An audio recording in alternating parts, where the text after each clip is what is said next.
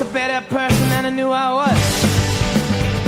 Hey folks, let's spend some time with some friends up north. I'm Ben Cominos from WHBY in Appleton. Joining us from WCPT in Chicago is Patty Vasquez, and from the Minocqua Brewing Company, here's Kirk Bankstead. We've got the usual suspects from our Substack page with us, as well as a special guest or two. Wherever you are, welcome, you're up north.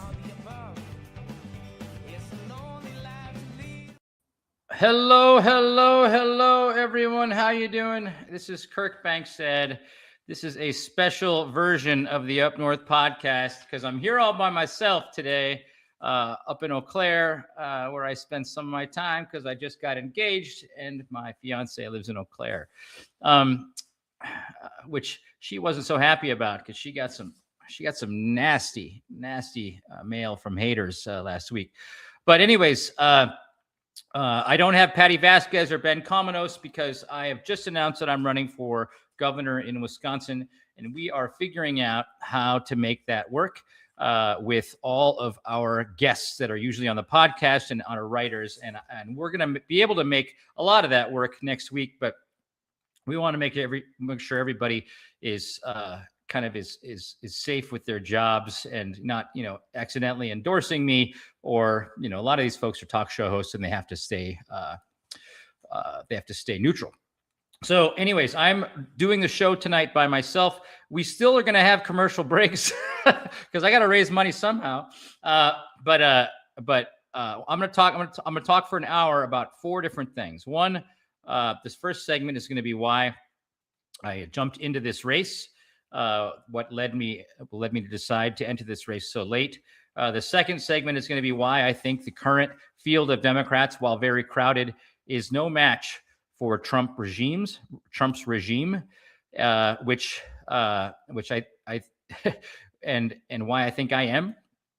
And then in the third segment, I'm going to talk about my belief system, my moral code, and my what I care about most and why I'm actually running, and the policies that I care about. Believe it or not, I have them.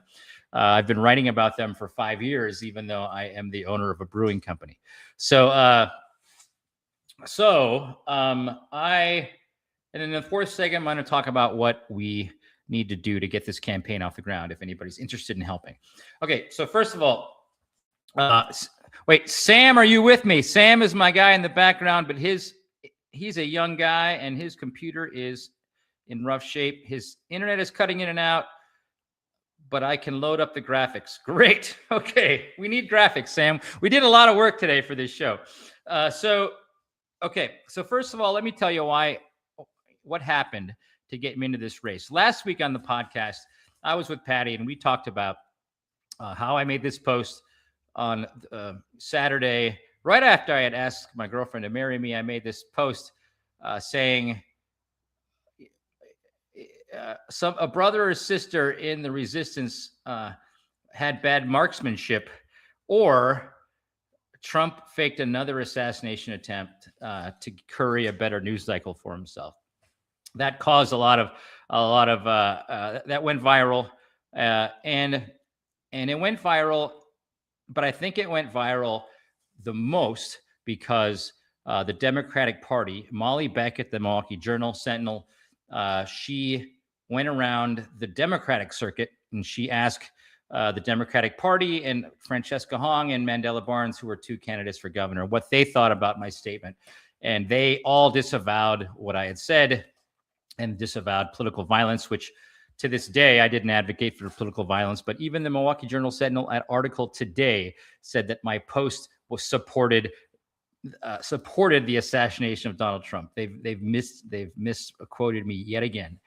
So that, I believe, is what made my week turn out the way it turned out. I got death threats nonstop. My fiance was harassed. My employees were harassed at both of my tap rooms, and all of our socials and email addresses and phone numbers were doxxed. And First Amendment doesn't give you, First Amendment protects the government from shutting you down. The First Amendment doesn't protect you from consequences. So all of those things were consequences of my actions.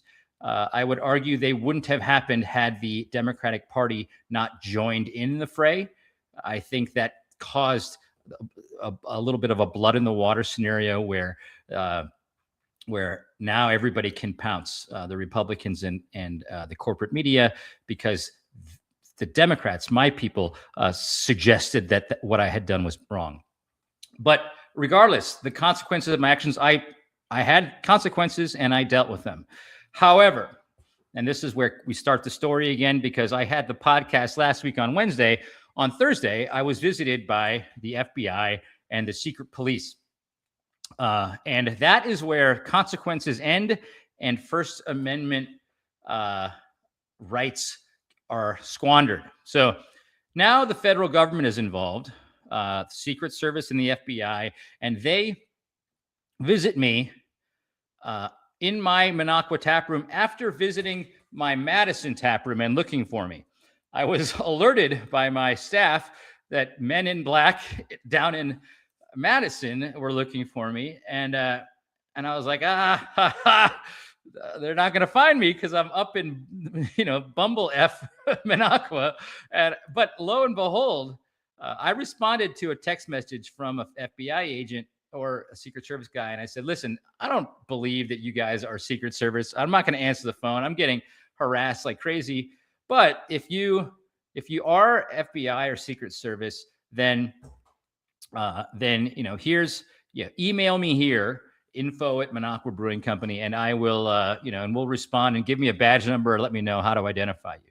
Well, I think just by texting them alone from my phone, they were probably able to triangulate where I was, because within a couple hours, two different agents, FBI agents and Secret Service agent, came in, and they had 715 numbers, meaning they were coming probably from Wausau and not the 608 number, which was from Madison. They came and visited me, and luckily, I had made a few calls when I heard the Secret Service and FBI were after me, and I called my lawyer, and he said, Kirk, these guys, and I called folks who had dealt with the federal government before. I won't mention those names. They said, these guys are not your friends. They may pretend to be your friends, but they are going to pretend to be your friends so that you say something that allows them to haul you away. So they're not your friends. And you should not talk to them by yourself without an attorney present. So when they got to my place, they got to my tap room in Minocqua, I told them exactly what I was told. Sorry, guys, you look like pleasant young chaps, because they were young. It was the B team. Let's be honest. I don't think you're going to put your best in the FBI and the Secret Service in northern Wisconsin. But I told them, you guys got to come back when my lawyer is here. And Fred Melms, my lawyer, was still in court in Rhinelander. It was about a half hour away from Minocqua. So they agreed to come back later when my lawyer was present. So in that time, I didn't know what to think. I mean, I didn't know whether this was just going to be a pro forma couple questions they asked, or they were actually going to arrest me, detain me, haul me away. How do you know in a regime like in an America that we're living in right now? How do you know? I mean, you read on the paper, people getting disappeared all the time. So I waited, and what I did is I started posting on Facebook, and I said, listen, I'm of sound mind and body. I don't want to harm myself. There's if you don't hear back from me on my social media channels tonight, then something is wrong. I've been detained, and don't listen to the corporate news media. Don't listen to what the federal government might say about what they did. Only listen to representatives that identify themselves as my representatives, because nobody can be trusted in America these days. So I wrote that. That was alarming. That went viral immediately. And then I did a couple, and then I live streamed these guys coming in. And I'll let you know. I was terrified on the inside, because I didn't know what they were going to do. And I've been in jail before. We're going to talk about that. I've been in jail before for defamation, for other First Amendments. Honestly, if you've never been in jail for defamation, apparently you're not hard enough of an activist. Just kidding. No one should be going to jail for anything. So anyways, we live streamed them. They came, asked questions, and left. And basically I put on a good face. I kind of made fun of them wearing Men in Black costumes. But after they left, I was furious because I was like, this is intimidation. The fact that they're coming here all the way up to northern Wisconsin, about as far remote, I guess I could be in Alaska or Montana, but you don't get much further away from what's going on in DC and assassinating a president than northern Wisconsin. So it was intimidation, and I was like, this is it. This enraged me, and then I went on one last time on social media to let everybody know I was okay, but I was enraged, and I got a little choked up, which so funny. All these trolls in MAGA were like, "Oh, you're crying. Oh, you're F around and find out." Well, I'm crying because I'm in touch with my feelings, because I am actually an adult. But I guarantee you, there's no part of me that hasn't been turned into iron and steel over the last 5 years, having to deal with the MAGA bunch up in northern Wisconsin. But I do get emotional from time to time. So I was enraged, and then as soon as I got off as soon as that event happened, I called up Fred, my lawyer, and I called up some of my political connections. I'm like, guys, this is what's going to happen in Wisconsin, and this is what's going to happen in America to everybody who speaks out. And I'm just kind of one of the first guys, because I got a large social media presence and I'm pretty provocative, but I'm one of the first guys, and nobody's talking about this on the campaign trail among the Democrats. Like, nobody's talking about anything related to this. We're getting people, my First Amendment rights are being intimidated on. ICE is disappearing people in Milwaukee and Madison, obviously in Chicago, in the Twin Cities, but in Eau Claire, they're disappearing people. The Democratic candidates for governor aren't talking about that.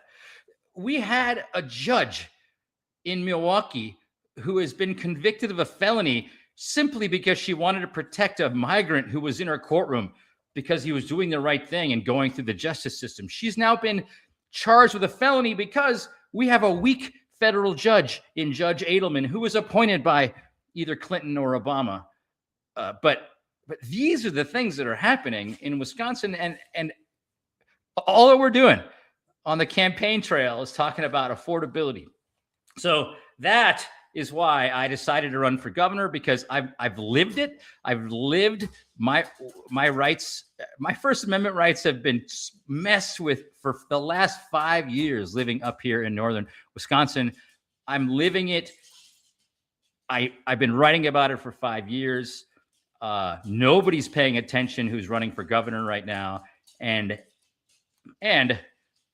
I lead a company, and I'm an executive, and I know how to get things done. So that's why I decided to run for governor.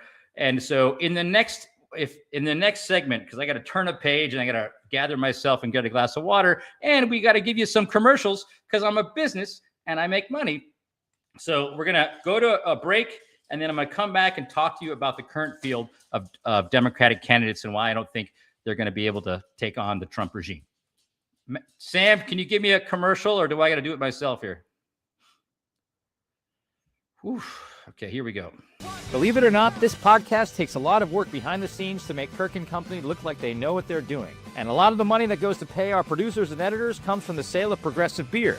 The Monaco Brewing Company sells Progressive Beer all throughout Wisconsin, Minnesota, Illinois, and online to about 30 states. Never seen it? That's likely because we've been banned by distributors for our unapologetically progressive voice. To find where you can buy Progressive Beer, go to MonacoBrewingCompany.com and click the Retail Locations tab. That's MonacoBrewingCompany.com and click Retail Locations. We get it. Your liver is under constant attack.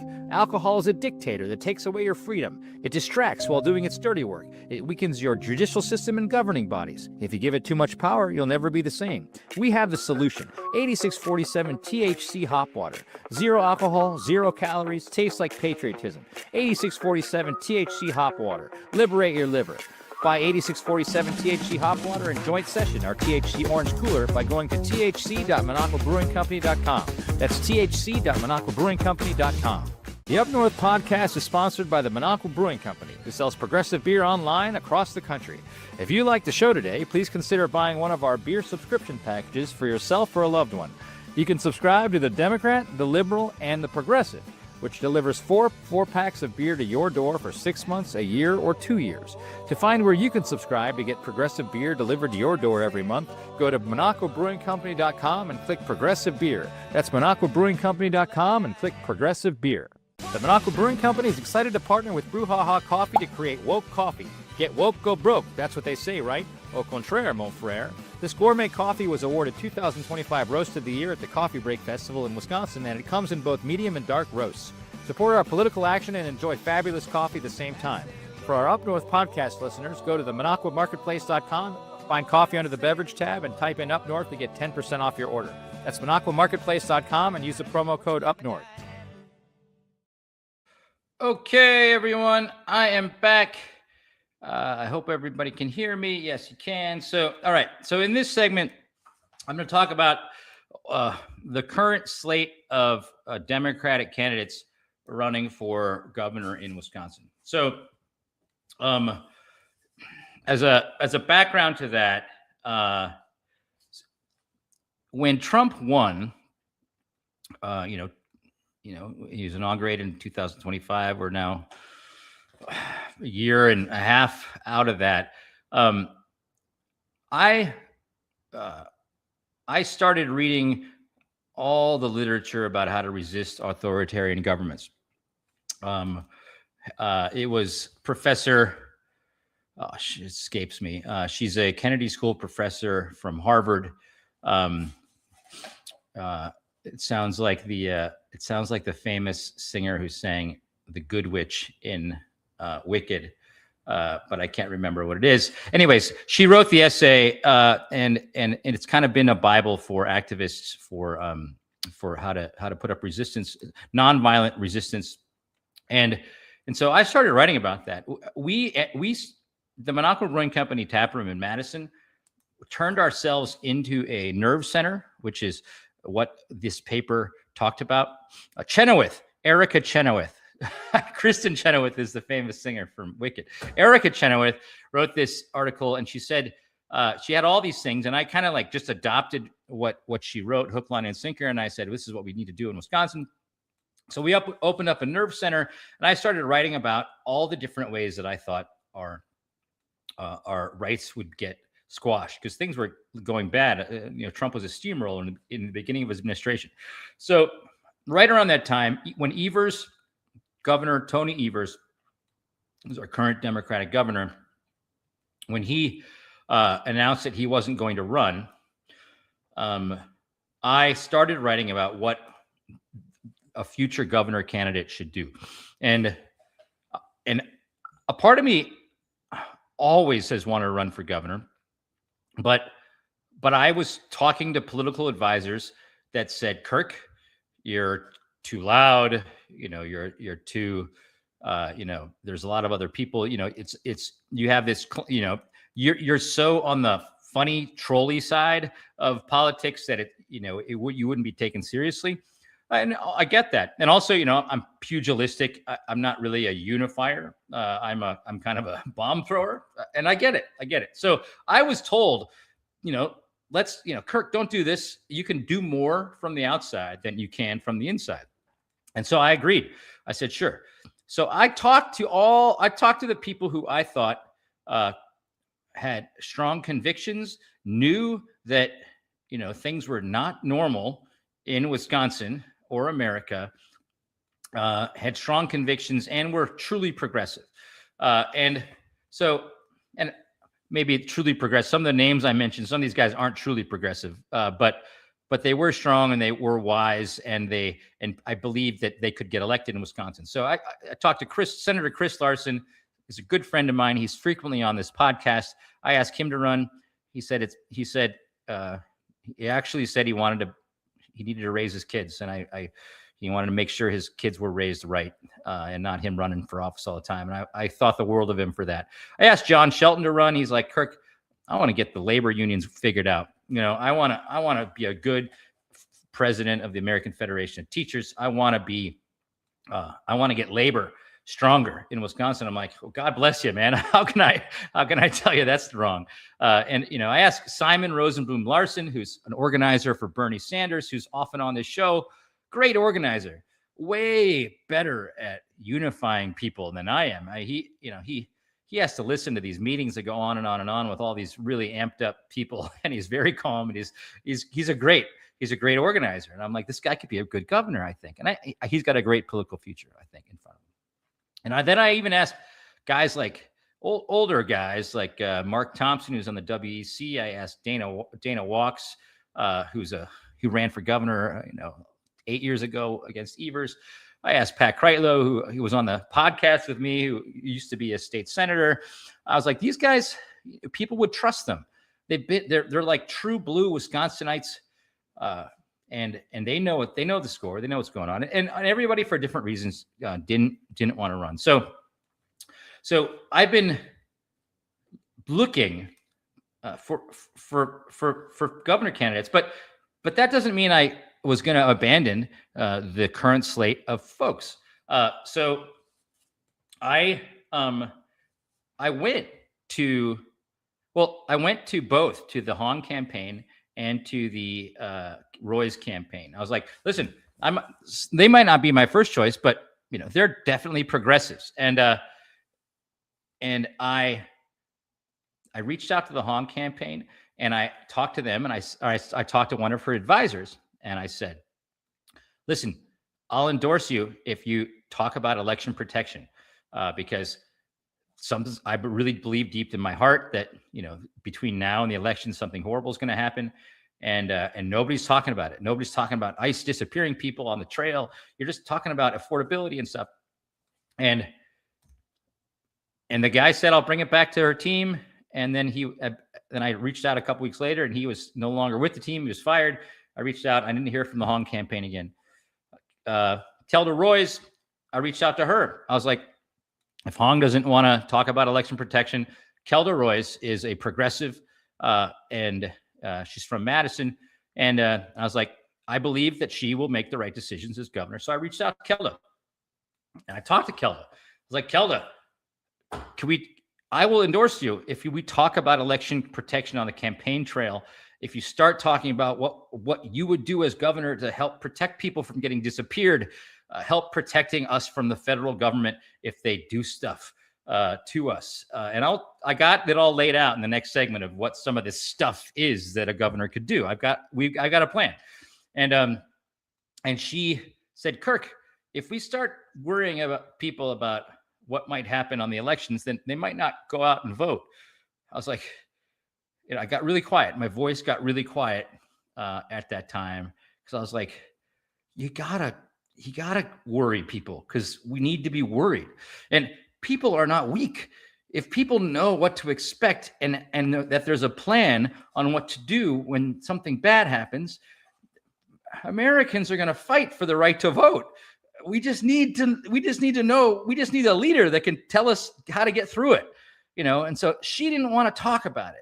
And I was like, I believe Kelda is progressive, but that led me to believe that, when push came to shove, she's going to listen to like the collective theories of the intelligentsia, instead of her gut, and potentially not lead us out of something rough that the Trump regime is going to throw out at us. So I lost my faith in Kelda. And there's a graph that, Sam, nobody's going to be able to read this whatsoever. All right. We're not going to use that graph at all, but this graph, I'll leave it up here. And maybe if you guys have your phones that you can expand it, because I certainly can't read it.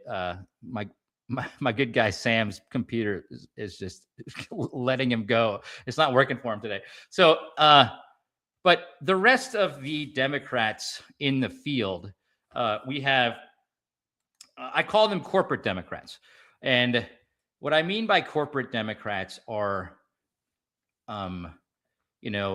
the kind of the ones who are going to take polls and hear like what do people care about in a poll, and then they're going to talk about that, and they're going to talk to their consultants about what's the best messaging for the problem that polls well, and talk to them. And then they're also going to say, well, we need gazillions of dollars to win, and we need gazillions of dollars to win, and we're and we need to raise it however we can raise it. So let's go to AIPAC. Let's go to J Street. Let's go, which are the groups that are backing Americans giving money to Israel to pound the crap out of Palestinians and to pound the crap out of Iran. And obviously, we don't need to be doing that as Americans right now. And other special interest groups that have made the Democratic Party basically, Republican light, because there's so much money in politics that even the Democrats aren't doing the right things. I would argue that Tony Evers is that. I would argue that Josh Kaul is that. There is so many opportunities for Tony Evers to stand up strong and to negotiate better for the working class in Wisconsin. Over the last few budgets, he did not. Public school kids are bearing the biggest brunt of that, teachers in public schools. Josh Kaul should have sued. He should have sued everybody under the sun that was involved in the January 6th insurrection. We did it for him. Tammy Baldwin should have voted to keep the government closed until we defunded ICE. She didn't do it. She lives in New York City now. She doesn't really live in Wisconsin anymore. So the corporate Democrats are this. So Mandela Barnes is the first guy running. He lost to Ron Johnson a year ago. We saw him make peanut butter and jelly sandwich ads saying that he was an average Joe just wanting to, be an average Wisconsinite. And he said they're individually. Oh, we got it. Great. Thanks. So Mandela. Oh, you didn't give me a Mandela, Sam. I got David, Kelda, Francesca. All right. So Mandela, when Ron Johnson was making blatantly racist ads against Mandela Barnes, like making his skin color twice as dark as it actually is, just playing dirty pool. Mandela Barnes was making peanut butter and jelly sandwich commercials, which to a guy who likes to fight online, I'm like, dude, you're going to get creamed. And he did. He got creamed. Tony Evers won that election by 300,000 votes. Mandela Barnes lost the same election by 300,000 votes. How is that possible? Unless some Democrats voted for Tony Evers and some Democrats voted for Ron Johnson.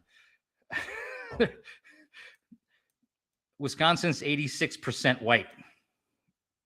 Remember that.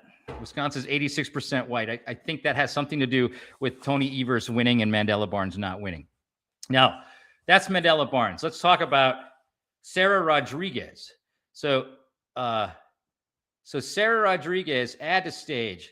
So Sam did this. Every single word that Sarah Rodriguez has said in all of her talking none of it has election protection on there. It is system, sure, able, relief, affordable. It's not the best. We tried to find graphics that would suggest. Basically, all these charts are going to tell you that what the candidates in the corporate Democratic Party are talking about have nothing to do with the 5-alarm fire that's happening in America right now in terms of Trump trying to take over and have an authoritarian regime. We'll get better graphs for you next time. We did this on the fly. David Crowley. Let's talk about David Crowley next. Oh, I can't even see this. I can't even see it myself, brother. So David Crowley is a Milwaukee County exec. He was an organizer growing up, and he was an assemblyman. I know for a fact that when he came out of the gates running, arguably because he was the county exec for the largest county and because he was a man of color, I think he was told to be as milquetoast as possible because Mandela had just lost, because they made him out to be in a gang because Ron Johnson played dirty and made Mandela look like a gangster. And so somehow some consultant out there is telling Crowley, look like Evers, act like Evers, you'll be the calm, steady one in the race. So the guy is not fighting. The guy's not talking about his own people or Latinos being disappeared in Milwaukee. He's just not talking about it. He's playing it cool. He's staying above the fray. Well, you can't stay above the fray when the world's going to hell in a handbasket. So that's David Crowley. Missy Hughes, she was the head of the Wisconsin Economic Development Corporation. So she's all about, getting more jobs for Wisconsin. I get it. That's her background. Are we going to get more jobs in Wisconsin when people get fired for getting onto my socials and saying and showing us their shirt that said Foxtrot Delta Tango? There was an executive at Aspirus who is an executive who's making a couple $100,000 a year, who wore a T-shirt to a Notre Dame football game. One of my T-shirts, made a comment on one of my posts when I was talking about this assassination. Libs of TikTok went after him. Within 24 hours, the CEO of Aspirus Hospital in Wausau fired him for simply going onto my site wearing a T-shirt that was a protest T-shirt. He was fired because of the pressure from these ghouls online. Do you think that our economy is going to be great in Wisconsin if you can just go after somebody online and they can get fired? You think anybody's going to want to work here if that's the way things happen? So you can't talk about jobs in the economy if we don't have democracy, we don't have freedom of speech, and our rights are getting taken away. That's Missy Hughes. So Joel Brennan. So Joel Brennan, this guy, he worked for the Department of Administration for Evers. He was a former head of the DOA. This is the same DOA that wrote a letter to the Supreme Court and told the Supreme Court not to take our lawsuit to get rid of the parasitic private voucher school program in America. So, Joel Brennan he was Evers's henchman who convinced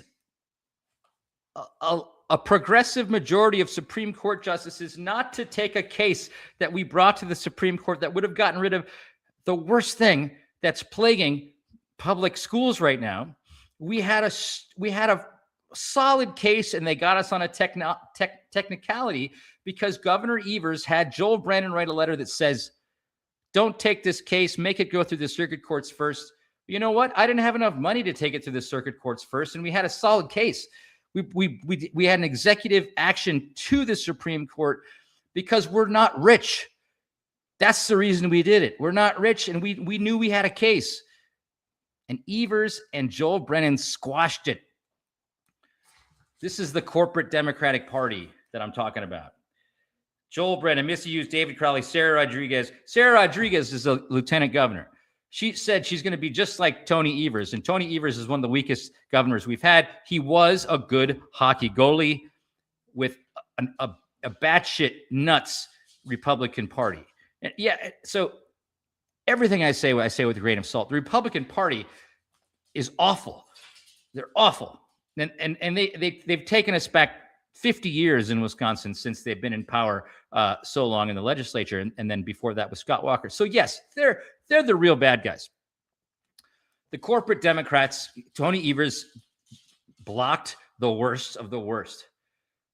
But could we have had a governor who was way more dynamic, who would have had a little fighting spirit in him, who would have surrounded himself with fighters and negotiated deals for Wisconsin workers way better? Absolutely. I know that for a fact because I've talked to people in the background who are absolutely furious with his lack of leadership and his weakness. Now, will they say it in public? No, because we're supposed to be unified. Well, I was unified with the Democratic Party until they disavowed me, and I got completely annihilated by the Republicans and by mainstream media, and I started getting death threats. And that doesn't even matter. My fiance got death threats, and that's when I got mad. So I'm not playing nice with the Democratic Party anymore. So anyways, that is my story. I believe that the corporate Democratic Party needs to go. I believe we need to have a revolution with inside the Democratic Party. We need to have true progressives run. And I've just explained to you why I think the current slate of candidates isn't there. And by the way, I do think that whoever wins this primary for governor will win the governor of Wisconsin. I think people are the prediction markets are saying any Republican right now, because MAGA is so on its back, the prediction markets are saying that Tom Tiffany will probably get beat no matter what. It's like 85% chance that a Republican doesn't win this governor's race. So I believe that one of us running is going to win. But what I'm worried about is once we win, how do we react when Trump tries to drive us into the ground? And that's the most important thing. And one last thing, sometimes I believe that the activists on the left are almost as wild as the activists on the right. And this is why I say this. Because as soon as I ran for governor, and we have, I got an audience of progressives. Let's be honest. I have 250,000 Facebook followers. We got 170,000 Substack subscribers. They're progressives. A lot of them are in Wisconsin. A lot of them around the country. As soon as I announced I ran, I got bombarded by the Madison crowd saying, "Oh, great. Another white guy, another white cisgendered guy. You guys have had your time. You guys are done." And that's why I don't think Francesca can win either, because her support base, and they have a right to be mad because minorities and the marginalized should be mad. But you know what? You can be mad at white males as a group, but you shouldn't be mad at me. And I'm a white male. But I've been fighting the right fight for a long time. And so when I get attacked by the left for simply being white and simply being male, that seems a little MAGA-y to me. And let me remind everyone who is just excited that Zoran Mamdani, a socialist, won mayor for New York City. That's wonderful. You know who's Zoran Mamdani's biggest fan? Me. I love that he won. I love that he beat the big money. But you know what? New York City has a lot of different colors of skin in New York City, and they're about as diverse as it gets in America. They're diverse and as educated and as media literate as it gets in America. I think that New York City isn't quite the same as the state of Wisconsin. And I will tell you, there are a few statistics that back me up. Wisconsin is 86% white. And half of those white people are male. And that's about 2.5 million out of 6 million people are white males. If you're going to say you hate white males as a party, if you're a democratic socialist, and you snap your hands every time you hear something you like, and you wear certain things that make you part of your tribe, which I love your tribe, but you're a tribe too. And if your tribe says we hate white males and 86% of Wisconsin's white and 2.5 million of them are male, you're going to have a hard time convincing that demographic to vote for you. All right, that's the end of that. I got to go let the dog out, and we're going to go to a commercial right now. I'll be back talking about my own beliefs. Okay. Believe it or not, this podcast takes a lot of work behind the scenes to make Kirk and Company look like they know what they're doing. And a lot of money that goes to pay our producers and editors comes from the sale of our progressive t-shirts. The Monaco Brewing Company sells t-shirts to supplement our beer sales because we've been banned by beer distributors for our unapologetically progressive voice. To find where you can buy our t-shirts, go to monacomarketplace.com and go to apparel. For Up North podcast listeners, get 10% off on all of our merch by going to monacomarketplace.com and typing in promo code UPNORTH. That's monacomarketplace.com, promo code UPNORTH. The Up North podcast is sponsored by the Monaco Marketplace, or what we like to call the Amazon for progressives. Every product sold on the Monaco Marketplace is made by a company that's pledged to never donate money to the MAGA movement. There's over 60 companies on our marketplace, and we sell everything from nuts to detergents to doormats. Save democracy with your wallet by shopping only at monacomarketplace.com. For Up North podcast listeners, save 10% on any order in the store by going to monacomarketplace.com and typing in promo code UPNORTH. That's monacomarketplace.com, promo code UPNORTH. We get it. Your liver is under constant attack. Alcohol is a dictator that takes away your freedom. It distracts while doing its dirty work. It weakens your judicial system and governing bodies. If you give it too much power, you'll never be the same. We have the solution. 8647 THC hop water. Zero alcohol, 0 calories, tastes like patriotism. 8647 THC hop water. Liberate your liver. Buy 8647 THC Hop Water and Joint Session, our THC Orange Cooler, by going to thc.monacobrewingcompany.com. That's thc.monacobrewingcompany.com. The Monaco Brewing Company is excited to partner with Brouhaha Coffee to create woke coffee. Get woke, go broke. That's what they say, right? Au contraire, mon frère. This gourmet coffee was awarded 2025 Roast of the Year at the Coffee Break Festival in Wisconsin, and it comes in both medium and dark roasts. Support our political action and enjoy fabulous coffee at the same time. For our Up North podcast listeners, go to the monacomarketplace.com, find coffee under the beverage tab, and type in Up North to get 10% off your order. That's monacomarketplace.com and use the promo code UPNORTH. Believe it or not, this podcast takes a lot of work behind the scenes to make Kirk and Company look like they know what they're doing. And a lot of money that goes to pay our producers and editors comes from the sale of our progressive t-shirts. The Monaco Brewing Company sells t-shirts to supplement our beer sales because we've been banned by beer distributors for our unapologetically progressive voice. To find where you can buy our t-shirts, go to monacomarketplace.com and go to apparel. For Up North podcast listeners, get 10% off on all of our merch by going to monacomarketplace.com and typing in promo code UPNORTH. That's monacomarketplace.com, promo code UPNORTH.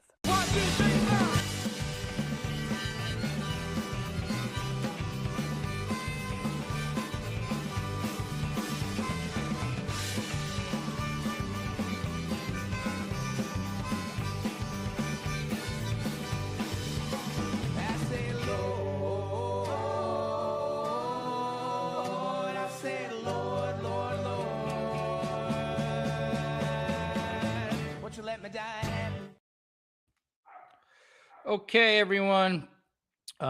We are back with the Up North podcast. I'm going to take this one off of here. Okay, next segment here. We are going to talk about why I am running and what my issues are. Okay, so as I've mentioned to you, my main issues in this campaign are election protection. I don't think anybody's talking about it. I told Kelda Royce and Francesca Hong I would support them and endorse them if they talked about it. They chose not to. And so this is what I mean about when I talk about election protection. First of all, my friend, retired Army Colonel George Mason, started the Wisconsin Committee of Safety, and he has taken on election protection from a retired military person's point of view. He believes there will be an October surprise from the Trump regime that will try to take away our election in November. Obviously, if the elections go off without any problems, there is no doubt that Congress will flip. The Senate and the House will be in Democratic hands. They will most likely they will most likely try to impeach Trump. Whatever the case is, they will stop him from spending any money anymore, and they will take back the power of the purse. He will be essentially neutered if our elections happen fairly.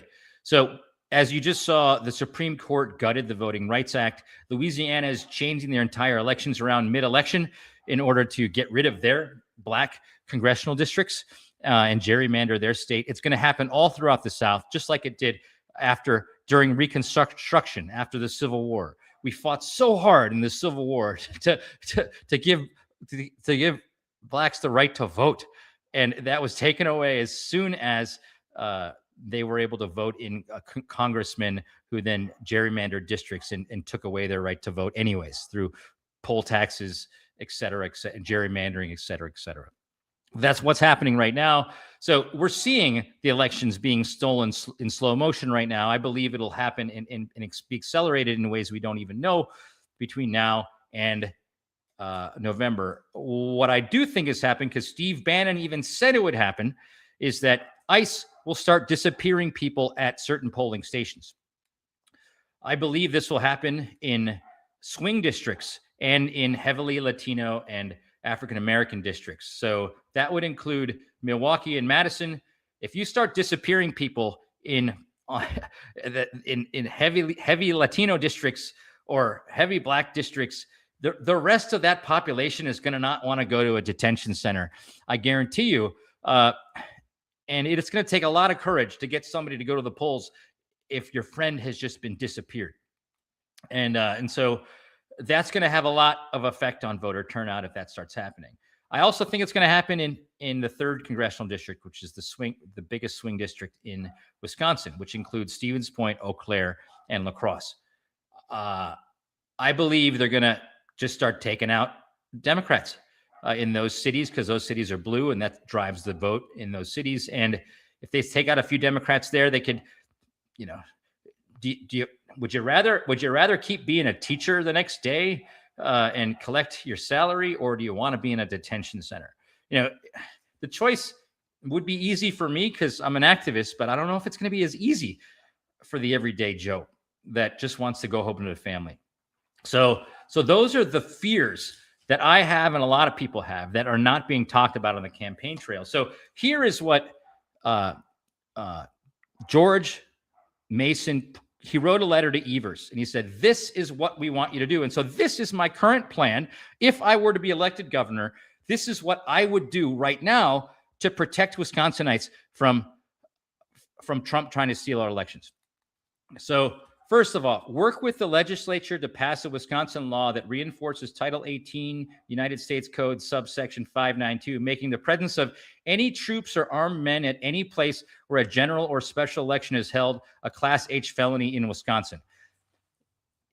You can't put federal troops around ballots, and that's a felony if you do. And so the federal troops get charged with a Wisconsin felony as opposed to a national felony. And so Trump can't pardon people who commit felonies in Wisconsin. They've done this in New Mexico because they have a much more progressive government in New Mexico. It'd be hard to pass now with the Republican, but you at least got to talk about it. Evers isn't talking about it. No candidate's talking about it. That's what we have to do, is put ICE agents in jail with felonies in Wisconsin if they try to pull this crap. Publish an executive order outlining the actions the Wisconsin State Attorney General and Wisconsin Department of Justice will take in cases involving interference in Wisconsin electoral systems, processes, and personnel. Create a plan. Say, this is what will happen if you try to screw with us. At least so citizens can see that you've got a plan. Right now, there's no plan. So we're got the bejesus scared out of us because there's no plan. Third, declare a statewide election integrity day and work with appropriate Wisconsin agencies to provide facts about the security of Wisconsin's electoral systems, processes, and personnel to the people of Wisconsin through broad media publication. Half of Wisconsin thinks our elections are rigged because Trump and Republicans keep on telling them that our elections are rigged. Spend millions going around every single state and introducing your clerks to people, introducing your election officials, telling them how it all happens, telling them how it's impossible for the elections to get screwed up or stolen, as long as everybody's doing their job and both parties are watching and doing all the stuff they've ever done. You gotta spend money to convince Wisconsinites that when they're being lied to by the Republicans, you gotta tell them the truth, but you gotta pay money to tell them the truth. Put it in a budget. Prepare a state response plan that includes the monitoring and protection of critical electoral nodes to address the possibility of electoral interference by the federal government, its officers and agents, and any actions by sympathetic state or county officials. A state response plan. Let everybody know that if you got a fascist sheriff like the one in Dodge County or the one in Waukesha who's just shaking hands with ICE on everything they're doing, those guys are going to be working part and parcel to mess up our elections. And they are local guys. They're our local county sheriffs. Put out a plan that says, if the county sheriff does this and it's illegal, this will happen to it. And then make a point to do a press release in Waukesha, in Dodge County, and have that sheriff go on the podium with you and say, this is what's going to happen if any local officials help ICE mess with our elections. Put them in the hot seat, but don't ignore it. Second, as the commander-in-chief of the Wisconsin National Guard, order the activation of the Wisconsin Army and Air National Guard on state active duty ahead of November 3rd to remain in that status until electoral systems, processes, and personnel are no longer under threat. Governor Evers needs to call up Wisconsin's National Guard now or within months of the election. Because if he calls up the National Guard to protect our elections, that means that Trump can't call the National Guard trying to trump up some insurrection act. He's already called up the National Guards in California and Oregon. Then he tried to give the National Guards in Texas up to D.C. He's already done it. He could do it again right before our elections. If Governor Evers calls him up first and says, no, I'm not letting you have them, then we can use them to protect our elections. And I guarantee you the guys in the Wisconsin National Guard would rather be protecting our elections than stealing them. Has Evers said anything about calling up the National Guard? Does he come up with a plan? Now, Evers is still going to be the governor when I'm running for governor. But at least I got a plan that he should be using, that I've tried to get him to use. So has George Mason, the retired colonel. Prepare a legal defense to refuse any Title 10 United States Code subsection 124006 order to activate the Wisconsin National Guard. Prepare a legal defense to refuse Trump. Show us the legal defense. Show us exactly what you're going to do to make sure that he can't call up our National Guard. That's the stuff that the governor should do. Here's the stuff that our elections of WEC, Wisconsin Elections Committee, which is Ann Jacobs, is the head of that. She's a Democrat. They rotate Democrats and Republicans every other year, I believe. And then Attorney General Josh Call.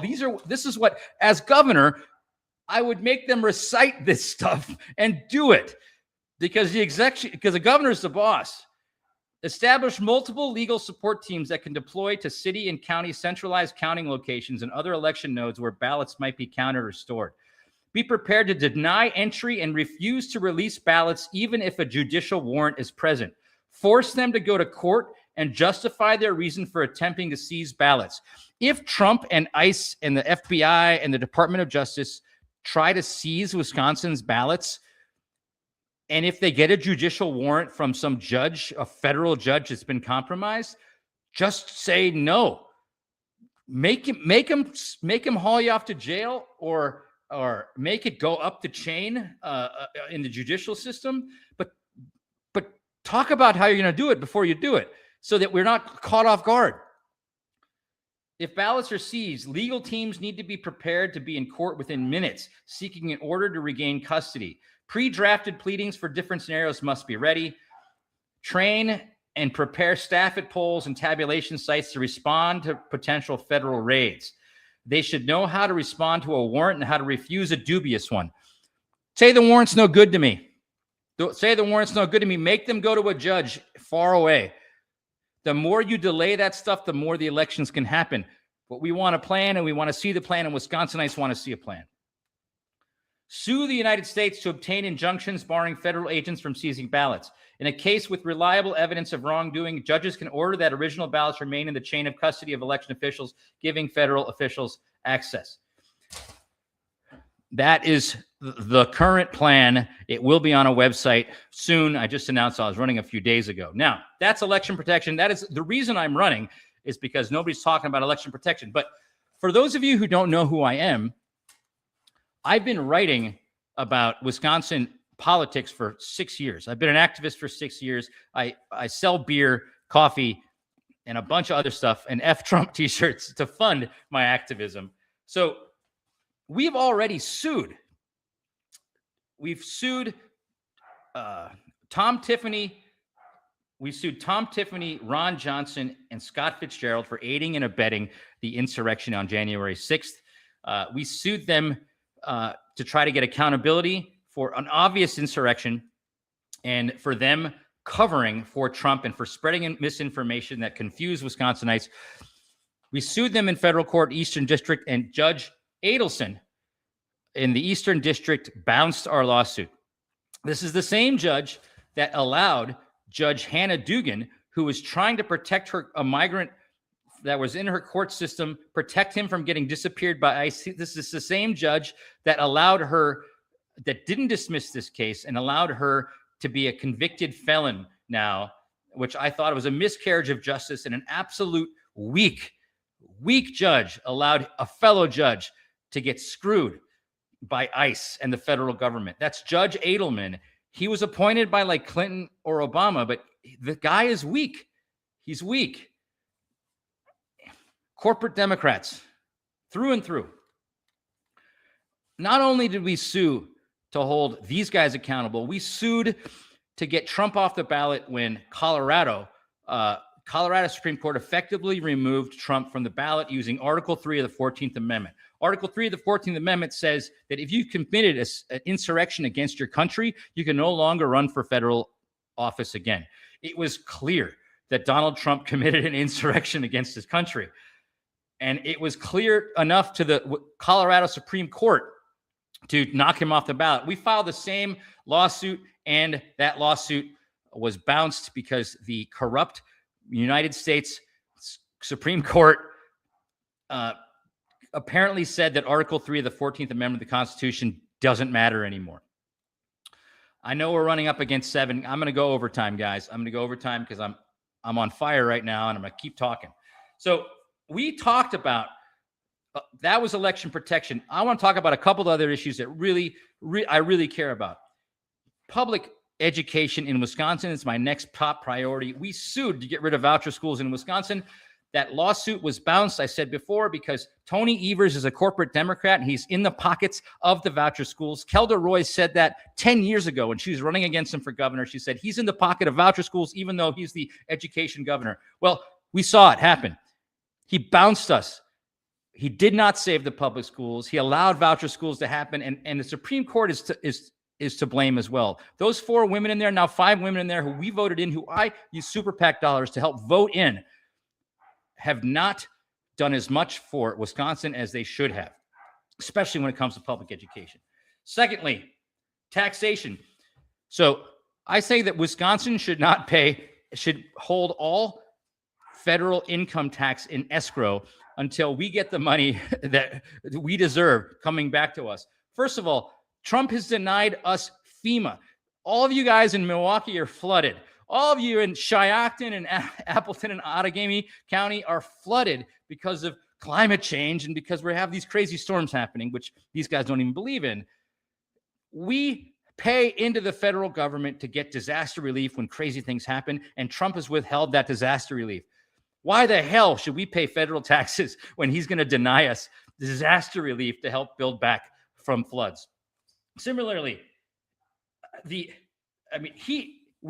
he's taken away grants to our universities just because he doesn't like universities, because they breed intelligent people who know that he's full of it. You know, it's like we can't. And also, if they keep on detaining people and ICE treats people like crap, why are we going to pay federal tax dollars to a regime that beats us down? I would argue that every time that an ICE agent removes a kid and puts a kid into a detention center, and that kid is abused, we should pass a law in the state of Wisconsin that says 10 million federal dollars have to be donated to our to childcare, because we're low on that. So that's what I got on taxation.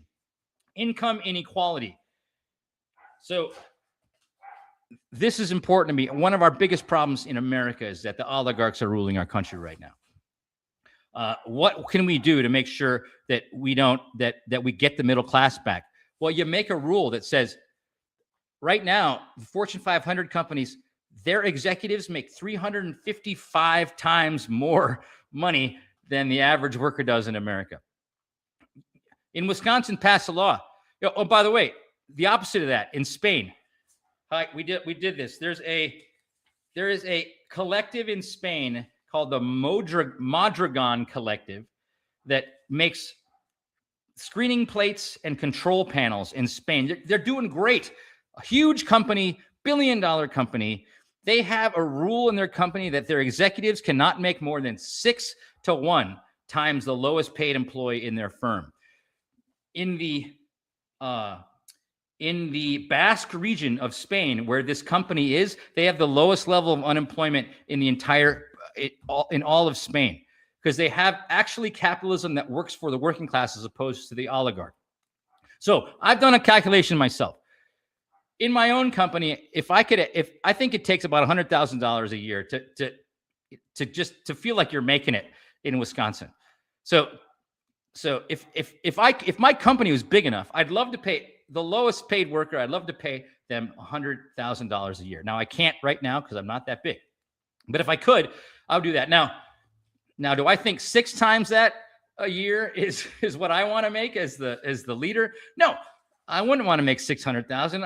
I want to make 2 million, because I think I've worked pretty hard for it and I've had a lot of good ideas and everything. So to me, I wouldn't go as socialist as 6 to 1. I think I'd go 20 to 1. But 20 to 1 is a lot better than 355 to 1. And by the way, if I made 2 million a year of being a CEO of a company, I'd still be not even on the charts of what most every CEO makes in Fortune 500. They're making $20 million a year. They're making 10 times. So that's what I would do for income inequality. I got even more, but it's 7:00. I've got justice. The one more I'll do. 2 more. Misinformation.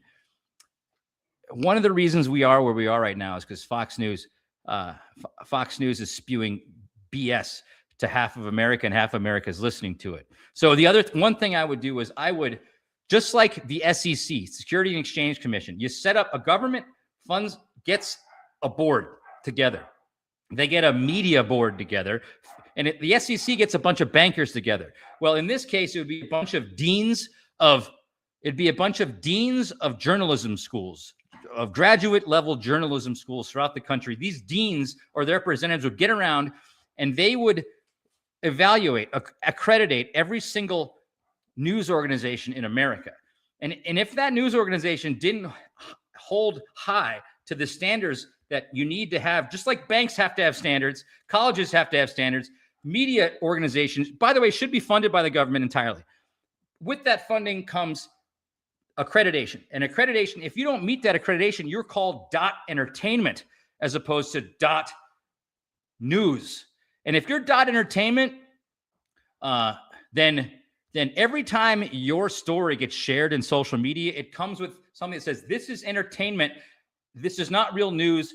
Don't listen to it or don't believe it. Just like we put warning signs on cigarettes, we should put warning signs on unaccredited news organizations like Fox so that people have the choice.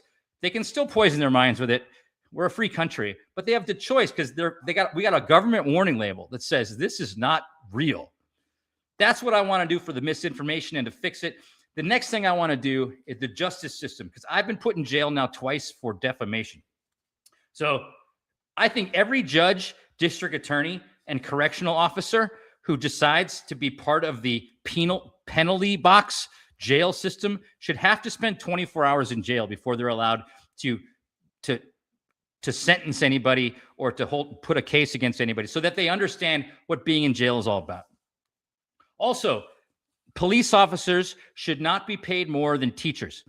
I would argue that teachers are more important to keeping people out of crime and out of jail than police officers are. I believe if you forced teachers to be paid as much as police officers, you'd have way better schools, and you'd have better police officers. You'd also force police officers and correctional officers to get to get the same level of education that a public school teacher has. You need a correctional officer to go to get a degree in psychology, so as opposed to a GED, so they don't learn how to beat the crap out of their prisoners. So that's just a couple things. Okay, and I've got more, and it'll all come out. So for all of you who says I don't know anything because I've never been in government before, I've been writing about this for 5 years, and I've been writing about my policies for what I want out of a better Wisconsin for 5 straight years. And I've got way more, but I don't want to waste your time. It's already been over an hour. I want to talk about the QR codes. So if you want to be part of this campaign, first of all, we have a nomination form right here. So we have to get 2,000 signatures by June 1st. And follow our social media, follow my Facebook, follow our Substack.